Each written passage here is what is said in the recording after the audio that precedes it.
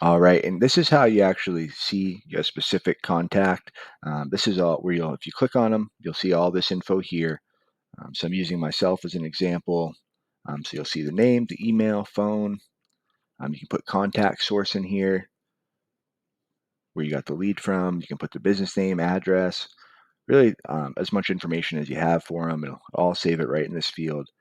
Here I put their desired price, what they ideally they want, or the lowest offer they'll take rather when we get that on the phone. I'll put rehab estimate, what Zillow says it's worth, comp range,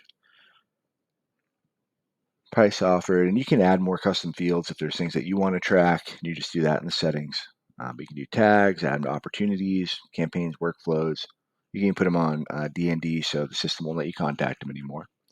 But right here, if there's activity, you'll see any calls, you'll see any other activities like text on this side, and all your conversations will be right here in the middle.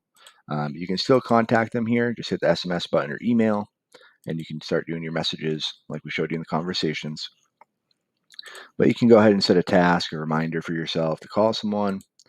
You can leave notes, and you can book a more formal appointment here, and that'll actually link to your Google Calendar if you have that linked.